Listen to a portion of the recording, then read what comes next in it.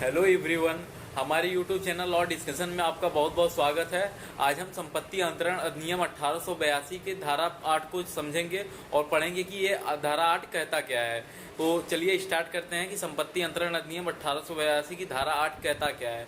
तो इसमें पहले देखा जाए तो अंतरण के प्रभाव को यानी ऑपरेशन ऑफ ट्रांसफर को जो है कि इसमें बताया जाता है कि अंतरण का प्रभाव क्या होता है। जैसे कोई प्रॉपर्टी अगर किसी को ट्रांसफर कर दी जाती है तो कहाँ तक ट्रांसफर की जाती है, या अगर कोई प्रॉपर्टी ट्रांसफर की जा रही है तो वो क्या क्या ट्रांसफर हो रही है उसके साथ। तो इसमें देखा जाए तो इसमें कहा गया है कि जब कोई प्रॉपर्टी अगर ट्रांसफर की जाती है, ठीक है, जब कोई प्रॉपर्टी ट्रांसफर की जाती है तो वो तत्काल ही उस समय जो है कि संपूर्ण अवशिष्ट का जो है कि यह माना जाता है कि संपूर्ण अवशिष्ट जो है वो ट्रांसफर कर दिया गया है। जैसे मान लीजिए कोई मकान है, अगर किसी मकान को अगर ट्रांसफर करना चाहते हैं आप, तो उस मकान को जो है कि अगर आप ट्रांसफर करेंगे तो उस मकान के साथ साथ उस मकान में लगे दरवाजे, खिड़कियाँ, उसमें लगे ताले, चाबियाँ, ईंटें, सीमेंट, बालू, मतलब जितने भी उसमें जो भी तत्व उसमें यूज हुए हैं, लगे हुए हैं, वो सब जो है कि एब्सोल्यूट ट्रांसफर हो जाएगा। मतलब संपूर्ण जो है कि भाग एब्सोल्यूट अत्यांतिक हो जाएगा ट्रांसफर, कि वो प्रॉपर्टी जो है पूरी तरह से ट्रांसफर हो जाती है।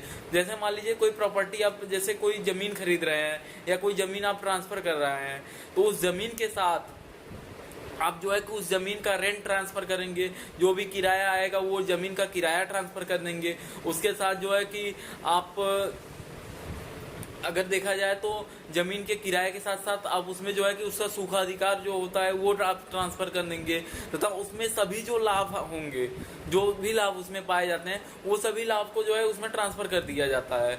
और अगर अब बात की जाए कि कोई जैसे मशीन है या कोई भूबद्ध कोई चल संपत्ति जो है लगी हुई है, जैसे कोई मशीन है या कोई मशीन मतलब या कोई ऐसी चीज़ जो है कि लगी हुई है जो कि भूबद्ध है, तो उसमें अगर देखा जाए तो उस भूबद्ध में मशीन की सभी चीज़ें, उसमें जितनी भी चल संपत्ति लगी होंगी, जैसे कि कोई अगर आप मान लीजिए कि इंजन, मान लीजिए कोई जैसे इंजन आप बेच रहे हैं, ठीक है, या जनरेटर बेच रहे हैं, तो उसमें जो चाबी लगे होंगे, उसमें जितने भी जो है कि चीज़ लगे होंगे, आप सबको ट्रांसफ़र कर देंगे। ये नहीं कि जो है कि आप किसी चीज़ को ट्रांसफ़र करें तो उससे चाबी को निकाल कर दिए, चाबी नहीं ट्रांसफ़र करेंगे, ऐसा नहीं हो सकता, ठीक है।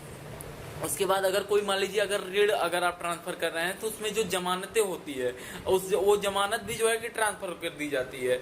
और अगर कोई धन या कोई पैसा जो है कि अगर आप किसी को ट्रांसफ़र कर रहे हैं तो उस धन से जो है कि उद्भूत जितने भी चीज़ें जो है कि अंतरण भी जितने भी ट्रांसफ़र होता है वो सभी जो है कि ट्रांसफ़र को जो है ट्रांसफ़र कर दिया जाता है अंतरित को, ठीक है। तो धारा 8 जो है यही बताता है कि क्या क्या ट्रांसफ़र होता है और उसका प्रभाव क्या होता है। जैसे कोई भी प्रॉपर्टी जब आप ट्रांसफ़र करेंगे तो वो प्रॉपर्टी तभी ट्रांसफ़र मानी जाएगी जबकि वो एब्सोल्यूट ट्रांसफ़र हो जाती है।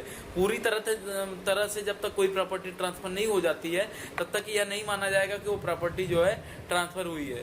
तो धारा 8 में बस इतना ही है। नेक्स्ट वीडियो में जो है कि हम धारा 9 और 9 को लेकर आते हैं। तो आज के लिए बस इतना ही। धन्यवाद।